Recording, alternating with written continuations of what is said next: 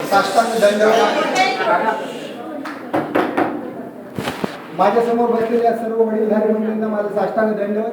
आणि आज मी तुम्हाला 26 जानेवारीच्या महत्त्वाबद्दल 2 शब्द सांगणार आहे.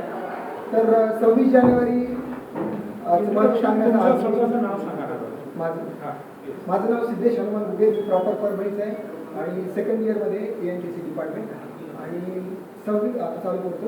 26 नोव्हेंबर 1949 रोजी डॉक्टर बाबासाहेब आंबेडकर आणि त्यांची जी समिती नेमली होती त्या समितीने भारताची राज्यघटना तयार केली आणि ती राज्यघटना 26 जानेवारी 1950 रोजी अंमलात आणण्यात आली. आता ही 26 जानेवारीलाच का आणली? कारण 26 जानेवारी 1930 रोजी नॅशनल काँग्रेस पार्टी नावाची पार्टी होती, तिने पूर्ण स्वराज्य ही संकल्पना अंमलात आणली होती. त्यामुळे 26 जानेवारी 1950 रोजी ही योजना अंमलात आणण्यात आली. आणि प्रजासत्ताक दिन साजरा करण्याचे खरंच आपण आज अवस्थेत आहोत का हा प्रश्न पडले. कारण प्रजासत्ताक दिन म्हणजे काय की लोकांसाठी लोकांमार्फत चालवले जाणारे राज्य म्हणजे प्रजासत्ताक. आपण उद्या 26 जानेवारी 2014 म्हणजे उद्या आपण आपला भारताचा 63वा प्रजासत्ताक दिन साजरा करणार आहोत. पण खरंच प्रजासत्ताक दिन साजरा करण्याच्या आपण मनस्थितीत आहोत का? फक्त अभिमानाची गोष्ट मला ही वाटते की 63 वर्षापूर्वी जी डॉक्टर बाबासाहेब आंबेडकरांनी राज्यघटना लिहिली होती ती राज्यघटना आज आपण जशी तशी फॉलो करतोय, तिथं चेंजेस करतोय, पण कुठल्याही प्रकारचा विरोध त्या काळी पण नव्हता झाला आणि आज पण आपण विरोध करतोय बाबासाहेब आंबेडकरांच्या राज्यघटनेला. आणि खरंच मला एक सांगा वाटतं की खरंच भारत आपला प्रजासत्ताक दिन आहे का? की काही लोकांच्या हव्यासापोटी आपण आपल्या भारतातली करोडो जनता ही पिळली जात आहे किंवा राजकारणी लोक त्यांना हवी तशी राजकीय सत्ता आपल्यावर दडपण करत आहेत का? या गोष्टीचा विचार करणे गरजेचे आहे. मला इथे संबंध बसलेल्या तरुण म्हणजे जे वयाने तरुण नाही, जे मनाने तरुण आहेत, ज्यांच्यामध्ये काहीतरी करण्याची इच्छा आहे, आकांक्षा आहे, त्यांच्यासाठी माझा प्रश्न आहे की भगतसिंग, राजगुरू, सुखदेव या लोकांनी वयाच्या 25व्या वर्षी आपल्या भारतासाठी फासावर लटकले, स्वातंत्र्यासाठी फासावर लटकले. पण खरंच आज आपण त्यांचं स्वातंत्र्य टिकवण्यात यशस्वी आहोत का या गोष्टीचा विचार केला पाहिजे.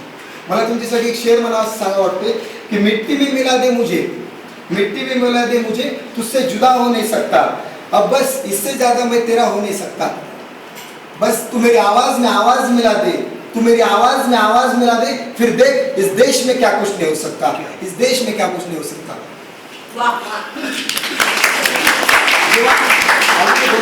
जेव्हा आपण सर्व आपल्या हक्कांसाठी लढतो म्हणजे आपल्याला आपल्या हक्कांची जाणीव आहे, परंतु त्याच वेळेस आपण ही गोष्ट विसरतो की हक्क आणि जबाबदारी ह्या एकाच नाण्याच्या 2 बाजू आहेत.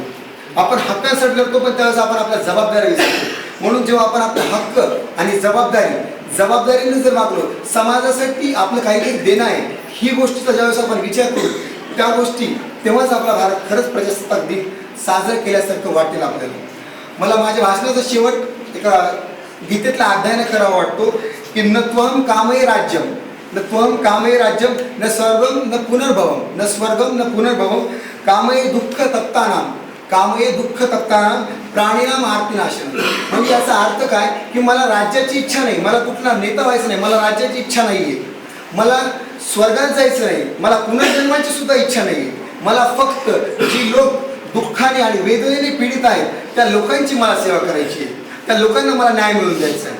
ही भावना जेव्हा आपण मनात बाळगून जेव्हा आपण समाजामध्ये वावरू त्याच वेळेस खरा भारत हा प्रजासत्ताक दिन साजरा केल्यासारखं वाटेल. आणि तेव्हा आपण म्हणू शकू की भारत म्हणजे लोकांसाठी लोकांमार्फत चालवले जाणारे राज्य म्हणजे माझा भारत.